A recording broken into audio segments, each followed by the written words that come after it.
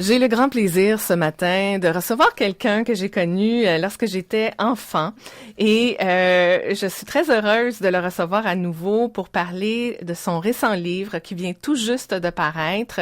Ce livre s'appelle « Et l'homme créa Dieu à son image ». Donc c'est un titre qui étonne énormément. On va en parler de ce titre dans les prochaines minutes. On reçoit aujourd'hui Romain Gagnon. Romain Gagnon qui est ingénieur, entrepreneur, auteur, conférencier. Il a écrit le livre dont vous vous souvenez peut-être, Vivre mince et gourmand et en santé, un ouvrage qui est paru en 2004 et qui parlait de nutrition, qui a connu un beau succès, ce livre. Alors Romain Gagnon, bonjour. Bonjour. Romain Gagnon, très contente de te recevoir pour parler de ce livre qui a été préfacé par nul autre que Monsieur Yvon Dallaire. Alors, Yvon Dallaire qui est psychologue et qui dit que cette publication tombe à point. C'est le moment propice pour poser un regard anthropologique sur le phénomène de la religion et s'interroger sur la place qu'on veut bien lui laisser à cette religion au 21e siècle. Et ça tombe à point parce qu'on parle beaucoup en ce moment avec François Legault de tout ce projet québécois de la laïcité. Donc, parlons un petit peu de l'importance de ce sujet qui est traité dans le livre.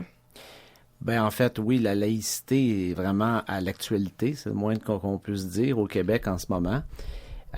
J'aborde la laïcité dans mon livre, évidemment, surtout dans les chapitres, mais je vais plus loin que ça, par contre. Je me pose des questions plus fondamentales. Oui, la laïcité, ça me semble assez évident, quoique encore dans l'esprit de certaines personnes, ça ne l'est pas. Il faut pas mélanger laïcité et sécularisation, OK? L'idée de la laïcité, c'est de permettre à chacun d'avoir ses propres croyances, mais de fonctionner en société, de garder un organe d'enseignement, de justice et d'État indépendant, non influencé, noyauté par une religion quelconque.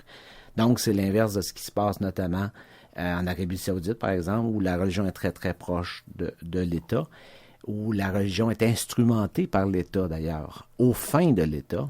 Puis malheureusement aussi, il faut se dire les vraies choses, c'est ce qui arrive également aux États-Unis en ce moment. Je lisais tout récemment dans les journaux que tous les candidats en ce moment là, à la présidence des États-Unis se sont tous affichés comme croyants. Au 21e siècle, c'est un petit peu inquiétant. Un pays qui est le plus puissant du monde, qui détient l'arme nucléaire, moi, ça me donne froid dans le dos, là. Tu sais, puis j'avoue, je suis vraiment étonné aussi. Oui. On va essayer d'expliquer la différence à nos auditeurs parce qu'on en parle un peu dans le livre entre religion, croyance. On va essayer de comprendre l'importance de la laïcité dans un monde qui est de plus en plus multiculturel, en fin de compte, où on essaie de bien vivre ensemble et cette notion de religion peut rendre les choses difficiles en société parce que, comme tu viens de le souligner, demander à François Legault s'il croit en Dieu, ben c'est une question qui est importante. Ça veut dire quoi, croire en Dieu? Puis qu'est-ce que c'est que le Dieu pour nous? Hein? En fait, François Legault aurait dû répondre à cette question des journalistes comme Einstein l'avait fait il y a quelque temps en disant « Définissez-moi qu'est-ce que vous entendez par Dieu, puis ensuite je vous dirai si j'y crois. » Parce que d'une personne à l'autre, Dieu, ça peut vouloir dire bien des choses différentes.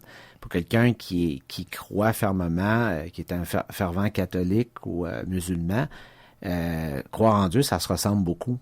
Mais pour quelqu'un qui croit simplement de cette forme de divinité dans l'univers, à une essence divine, spirituelle, là, on est loin des petits anges qui jouent de la harpe couchés sur les nuages. Là. Tu sais, c'est une autre conception complètement de Dieu. Fait que le terme Dieu est galvaudé, hein, est utilisé à toutes les sauces, malheureusement. Ce qu'on remarque, c'est que, essentiellement, si on regarde ça d'un point de vue anthropologique, la raison pour laquelle l'être humain, comparé aux autres animaux, a développé ce qu'on appelle le savoir collectif, la société, c'est que c'est un petit peu pour assouvir son anxiété existentielle. Il y était une époque où est-ce que on dansait pour qu'il pleuve, pour les récoltes. À un moment donné, on a compris, grâce à la science, que c'est un phénomène météorologique qui n'était pas influencé par nos danses. Il va finir par pleuvoir. C'est ça. Et on peut même prédire quand il va pleuvoir. Alors, dans ce sens-là, le savoir vient soulager notre anxiété face à l'inconnu. Il faut comprendre que les croyances accomplissent le même objectif. Mais il y a une différence fondamentale, c'est que le savoir, c'est universel. 2 et 2, ça fait 4. Au Canada et en Iran. Mais la croyance, elle varie d'une communauté à l'autre. Elle est source de conflits, et de conflits inutiles. Parce qu'il faut se dire les vraies choses. Les religions sont la première source de violence dans l'histoire. Alors, c'est pour ça qu'à rendu au 21e siècle, il faut se poser des vraies questions. Est-ce qu'on veut vraiment que nos sociétés soient dirigées par des croyances ou on veut pas plutôt se rabattre à des connaissances? Oui, tout à fait. Alors, des connaissances, puis aussi une société de droit qui se responsabilise et qui donne aussi un peu de droit aux autres, pas juste aux puissants, pas juste au pouvoir. Ça, c'est important. Oui, ben là, on rentre dans un autre débat politique, là. Oui, tout à fait. Mais je veux revenir à cette idée de religion, de guerre de religion, parce que les croyances ne sont pas pratiquées de la même façon. C'est souvent la différence entre les individus qui crée aussi une crainte. Donc, depuis très longtemps, en littérature, on voit que les guerres entre les différents peuples et la Terre a été divisée géographiquement d'une certaine façon pour se protéger avec des frontières et tout ça, parce que la différence a toujours fait peur. La différence de langue, la différence de compréhension de l'univers de l'autre. Donc, ça, c'est des défis que notre société moderne va devoir relever. Ce que j'aime bien dire aussi, c'est que, bon, le premier ancêtre distinct de l'homme, parce qu'on a des parents communs, comme on sait, l'homme ne descend pas du singe, mais on a des parents communs. La première espèce distincte, c'est l'Homo habilis, qui remonte à 2,3 millions d'années. Jusqu'à aujourd'hui, la sélection naturelle a opéré sur l'homme pour faire l'homme qui est aujourd'hui. Ce qu'il faut tout le temps garder à l'esprit, c'est que si on compare le temps que l'humain a passé en civilisation, donc les 12 000 dernières années, qui correspondent au début au néolithique, puis la société moderne qu'on connaît aujourd'hui, ça représente même pas 1%. En fait, si on ramène notre 2,3 millions d'années sur 24 heures, le temps que l'humain a passé en civilisation représente même pas une seconde. Donc, il ne faut pas s'étonner que la sélection naturelle nous a pas développé adéquatement pour vivre dans une société d'aujourd'hui. Puis ça, c'est le commun dénominateur entre mes deux livres. Parce que dans mon premier livre, qu'est-ce que je disais? Je disais la nourriture moderne n'est pas adaptée au système digestif de l'humain. Ben, c'est bien normal. Alors, regardez tous les aliments qui ont changé récemment, mais l'estomac de l'humain n'est pas différent d'il y a 10 000 ans, là, dans le temps qu'il était un chasseur-cueilleur. Mais ce même raisonnement-là s'applique dans mon deuxième livre aussi. Les facultés cognitives que la sélection naturelle a développées dans le cerveau humain sont pas adaptés pour vivre dans notre vie d'aujourd'hui. Alors, notamment, moi, ce que j'ai appelé dans mon livre le bug de la sélection naturelle, cette tendance à croire à l'au-delà, à croire qu'il y a une vie après la mort ou à croire qu'il y a un Dieu qui nous regarde vu d'en haut, ça, c'est un bug dans le logiciel de la sélection naturelle qui est une conséquence de ce que je viens d'exprimer, là. Ça a été utile à une certaine époque, mais aujourd'hui, dans notre société moderne, c'est pas utile du tout. Au contraire, c'est une source de conflit incroyable. Oui. Parlons un petit peu de ce qui peut rallier toutes les religions, parce que quand on essaie de pas jeter le bébé avec l'eau du bain, on sait qu'il y a des pratiques religieuses qui peuvent être très apaisantes. Tu l'as souligné tout à l'heure, les gens qui veulent un petit peu tempérer leur anxiété, souvent sont de fervents pratiquants, encore plus fervents que certains autres qui vivent un peu moins d'anxiété, qui ont réfléchi sur la chose d'une façon particulière. Donc, cette religion qui nous guidait au niveau social sur une façon de vivre avec un civisme par rapport à l'être humain qu'on côtoie dans notre famille ou bien dans notre ville, un désir d'aider l'autre, de servir l'autre. Par quel autre discours ça devrait être véhiculé, tout ça? Bon, d'entrée de jeu, comme tu dis si bien, il faut pas jeter le bébé avec l'eau du bain. C'est pas parce qu'on renonce à la religion qu'il faut renoncer à la spiritualité. La spiritualité, elle est nécessaire pour bien vivre, pas la religion. Il faut pas croire non plus, contrairement à ce que même moi-même je croyais avant de faire mes recherches, que toutes les belles valeurs véhiculées par les religions, la bonté, l'entraide, la compassion, l'empathie, tout ça, que ça vient des religions. Ça, c'est une erreur anthropologique majeure. Ça a été démontré, référence scientifique à l'appui, puis je donne toutes les références dans mon livre, il y en a plus que 500, que toutes ces belles valeurs-là ont été programmées dans le cerveau de l'être humain par la sélection naturelle. Donc, l'homme est naturellement bon. Il est naturellement violent aussi, etc. En fait, tout le bon et le mauvais se retrouvent déjà dans le cerveau humain. Quand on monte à un enfant, qu'est-ce que la bonté? Tout ce qu'on fait en réalité, c'est qu'on colle une étiquette de mots, bonté, à quelque chose que l'enfant connaît déjà. C'est pas vrai qu'on enseigne la bonté à un enfant. C'est pas vrai qu'on enseigne la jalousie. C'est pas vrai qu'on enseigne la colère, le mépris, etc. Tout ça, c'est déjà préprogrammé dans le cerveau. Donc, pour répondre à ta question, moi, ce que je propose dans mon livre à la fin, c'est une espèce de pas de religion. Moi, je pense qu'il faut bannir les religions. C'est plus une éthique. Une éthique qui partage les mêmes belles valeurs que les grandes religions prônent. Mais malheureusement, les religions les prônent, mais font tout le contraire de ce qu'ils prônent. Oui. Alors là, il faut faudrait s'entendre sur une espèce d'éthique. Ça, c'est le côté plus utopiste de mon livre, là. Mais ça en prend toujours un petit peu d'utopie si on veut avancer. Tout à fait. Hein, tout commence par une idée. Hein? Oui. Alors, le côté, en général, mon livre, on le reconnaît en le lisant, là, c'est la plume d'un ingénieur, quelqu'un de plate puis terre à terre. Hein? Mais la fin de mon livre, néanmoins, je m'éloigne un peu de mon style un petit peu... ingénieur, et puis j'amène cette idée-là d'éthique universaliste, utilitariste. C'est pas moi qui ai inventé l'utilitarisme non plus, j'ai récupéré ces concepts-là du siècle passé, mais une éthique, comme je dis, qui garde le bon des religions, mais rejette le mauvais, finalement. Oui. Dans quel lieu? J'essaie d'imaginer, là, parce que quand on pratique une religion, que ce soit les religions islamiques, que ce soit la religion catholique, le christianisme, on va à l'église.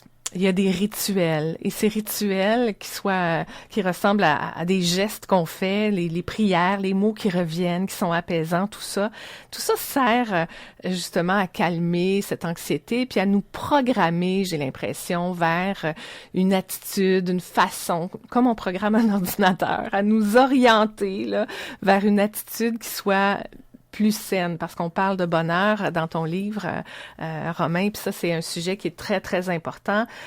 Quand on veut être heureux, parce que chacun de nous, les êtres humains, on se questionne, on a des questions existentielles, on a des crises existentielles, puis tout ce qu'on veut atteindre, comme les anciens philosophes nous disaient, c'est le bonheur. On est toujours en quête de ce bonheur.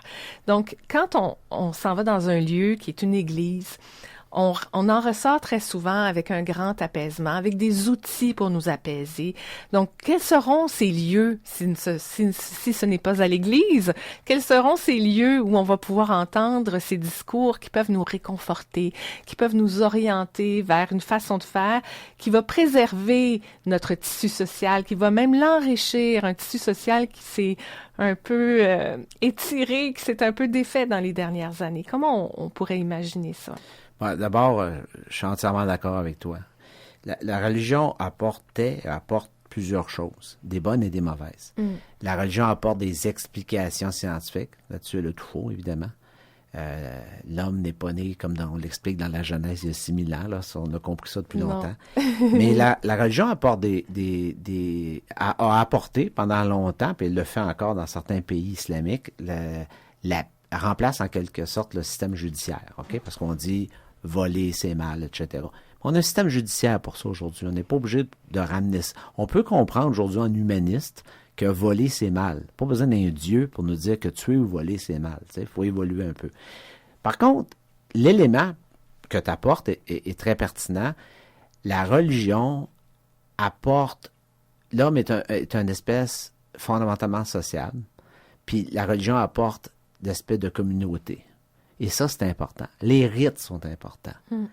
C'est ce que je disais encore tantôt. Il ne faut pas jeter le bébé avec l'eau du bain. Il faut comprendre que la religion n'a pas inventé le mariage. Les religions ont récupéré des rites qui datent de plusieurs centaines de milliers d'années, voire millions d'années. Les mariages existaient au début du néolithique, là. C'est juste que quand la religion catholique a été créée, ben on a récupéré des rites humains, comme le baptême, comme le mariage, comme les funérailles. C'est tous des rites qui sont communs à toutes les religions. Fait qu'il faut pas confondre. Il faut continuer ça. Il y a des moments marquants dans une vie. Quand on décide de faire vie commune avec la même personne pour le restant de nos jours, quand on met un enfant au monde, quand on perd un être cher, c'est tous des événements marquants dans une vie qui méritent d'être soulignés. Moi, personnellement, ça fait grimacer certaines personnes. Je me suis marié en première noces à l'Église catholique, pas parce que j'étais croyant. J'ai mis ça au clair avec la curé assez tôt. Sauf que, pour moi, c'était important parce que j'associais, dans ma culture judéo-chrétienne, j'associais mon engagement face à ma femme à cette pratique, cette tradition-là d'une grande église, un grand bâtiment avec tous mes proches. J'ai toujours aimé le son de l'orgue dans les églises, etc. Ça, on peut pas effacer ça. C'est pas parce qu'on arrête de croire aux explications métaphysiques de la religion catholique que pour autant, il faut rejeter tout ce bel aspect-là. Évidemment, dans cette éthique utilitariste dont je parlais tout à l'heure, il faudrait trouver une manière de récupérer ça. Et d'ailleurs, c'est probablement la partie la plus positive aux États-Unis, c'est que chaque banlieue, chaque communauté a sa petite paroisse, sa petite église. Ça, c'est le côté positif. Le côté moins positif, c'est que quand on ostracise une jeune fille parce qu'elle a eu des relations sexuelles avant le mariage, on ostracise un jeune homme parce qu'il est homosexuel, etc. Ça n'a pas sa raison d'être. Oui. Alors, il faut faire du ménage peut-être dans nos pratiques religieuses, plus que de tout jeter ça puis de transformer les églises en condos. Hein? Oui, effectivement. Alors, faire du ménage, je pense qu'on a commencé à le faire dans les dernières années, c'est sûr et certain, mais on verra ce que ça donne dans les années futures avec tous ces débats qu'on a actuellement sur la laïcité. On va refaire une place différente, certainement, aux rituels religieux, ça c'est sûr et certain. Revenons sur l'idée du bonheur, parce que cette idée du bonheur, c'est quand même, je pense, ça fait partie du sous-titre du livre. Donc, la science à la rescousse du bonheur. Comment la science peut être à la rescousse du bonheur? Bon, ben, avant de répondre, j'aimerais dire que les deux grandes religions monothéistes actuelles, le christianisme et l'islamisme, pendant près de 2000 ans, nous ont répété le même message. C'est pas grave si vous êtes malheureux en ce moment, parce que plus tard, quand vous serez au ciel, vous serez heureux. Vous aurez compris que mon message dans le livre, c'est complètement différent. Non, ça c'est une supercherie. Supercherie inventée par les dictateurs pour mieux vous asservir. Oubliez ça, le bonheur. Il n'y a rien après. Niet. Alors, si vous avez à être heureux, c'est maintenant. Regardez en sortant de votre maison le tas de cailloux qui est là, puis dites-vous une chose, lui, il sent rien.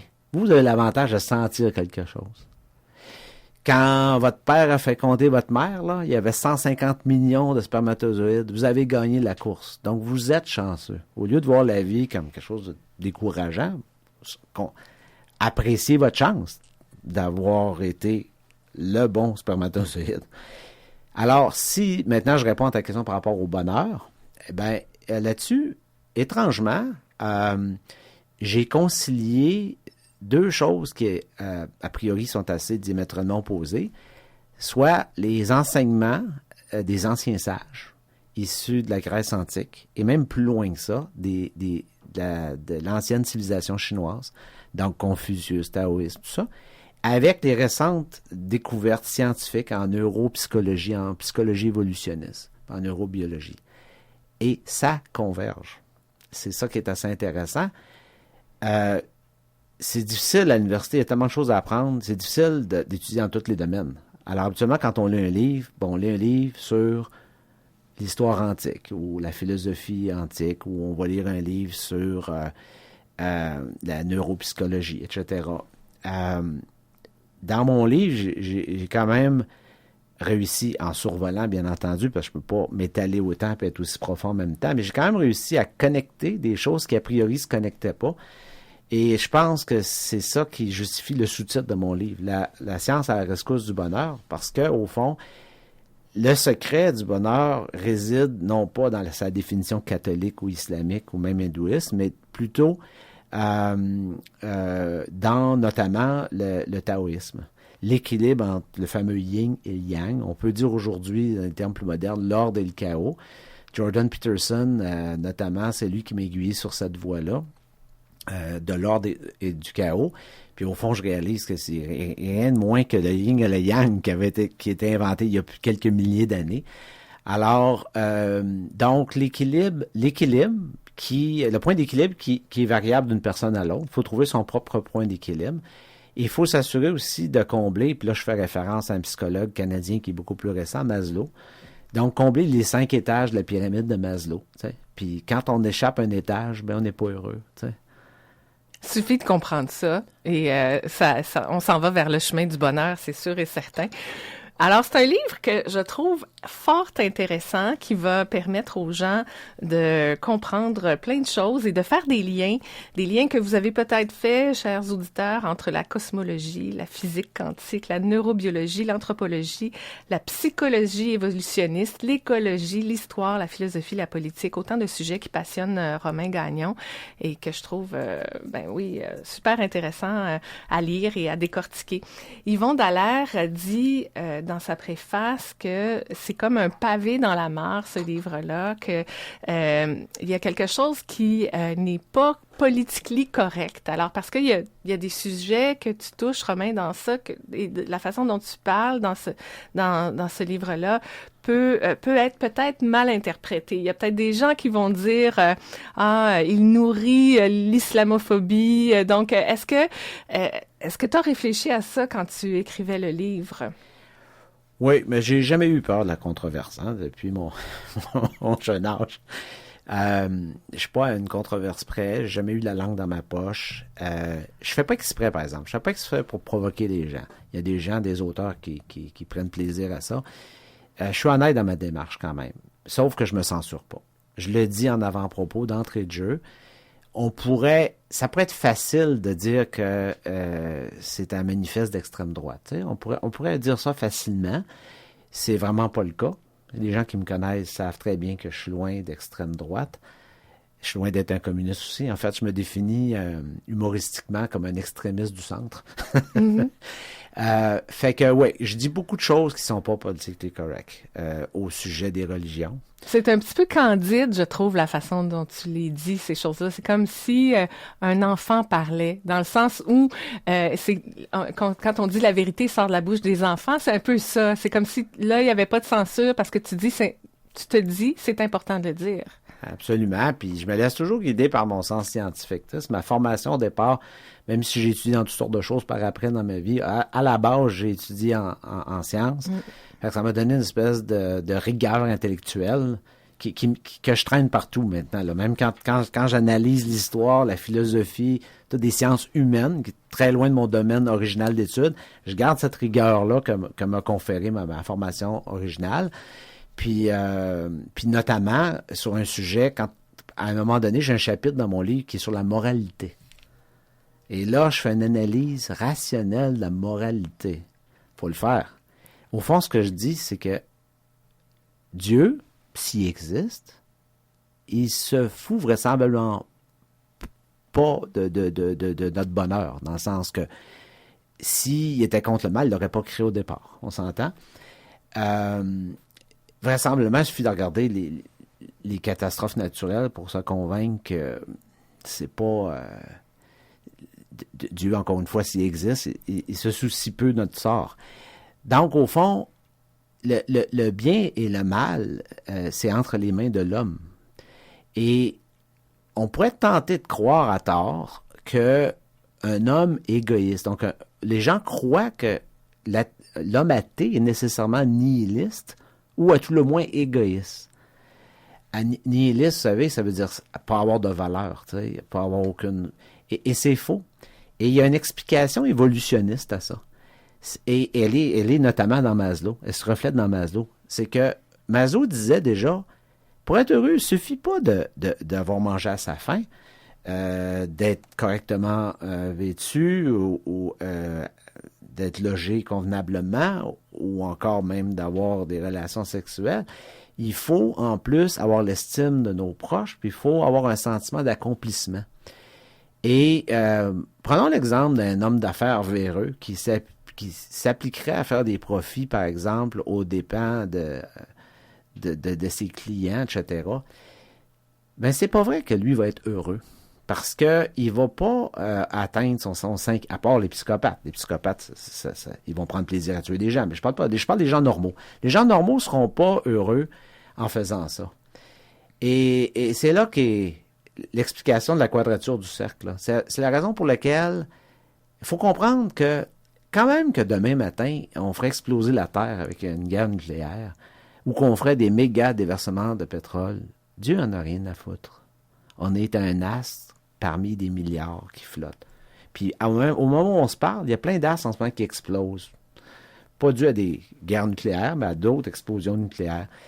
Alors, c'est notre intérêt à nous, comme humains, de s'assurer que ça se passe bien ici avec l'environnement et avec notre société. Et ça, là, et la motivation, c'est pour ça que Nietzsche, il disait, la morale est immorale. Moi, quand j'ai appris ça au cégep, dans mes cours de philo, puis ça m'a bien gros perturbé, ça m'a pris 30 ans à comprendre ce qu'il voulait dire. Là, j'ai compris finalement. C'est que la morale, elle a une raison d'être évolutionniste. La morale, elle est là pour s'assurer que l'homme ne s'entretue pas, et c'est ça qui contribue à son bonheur. Fait que le salaire de la morale, c'est le bonheur, la sérénité. Et quand on a compris ça, on a compris bien des choses. Vous savez, l'homme, le rat, en fait, parlons du rat, c'est la seule espèce animale qui partage ce trait-là commun avec l'homme, qui est celui d'entretuer, de tuer les siens. Le seul animal, à part l'homme, qui fait ça. On a malheureusement cette faculté-là, l'homme, mais on a aussi des grandes facultés aussi qu'on partage avec aucun autre animal, de faire le bien, de protéger l'environnement, etc. Et il faut comprendre que on le fait pas pour faire plaisir à quelqu'un qui nous regarde d'en haut, on le fait pour nous. Les gens qui font le bien sont plus heureux. C'est pas vrai que ceux qui s'enrichissent davantage, ça vous allez me dire, hey, c'est cliché, Romain, on l'a trop entendu celle-là. Mais c'est vrai. C'est vrai. Et il a fait des études aux États-Unis qui démontraient qu'au-dessus de 75 000 piastres US par année, ça sert à rien de faire plus d'argent. Vous ne serez pas plus heureux. C'est faux de croire ça. Si vous pensez ça, c'est parce qu'il y a encore quelque chose dans la vie que vous n'avez pas compris. Fait que, oui, ça fait cliché. À la limite, on va me dire cucu, cette conclusion-là. Mais j'ai comme trouvé l'explication scientifique à ça, là, au bonheur. Oui, donc à travers l'évolution de l'homme tout au long de l'humanité, on trouve plein de réponses. Et L'homme créé à Dieu à son image, c'est un livre qui vous permet de réfléchir sur toutes ces grandes questions. Donc, si vous vous posez de grandes questions existentielles en ce moment, peut-être que vous voulez mettre la main sur ce livre. Romain, si on veut se procurer le livre, comment on fait? Ben, ça va être disponible dès la fin du mois dans tout le réseau Renaud-Bré, Archambault. Disponible aussi sur Amazon. Disponible aussi sur mon propre site d'auteur, romain-gagnon-auteur.net. Alors, vous avez l'embarras du choix. Merci beaucoup, Romain Gagnon, d'avoir été là. Ça me fait plaisir.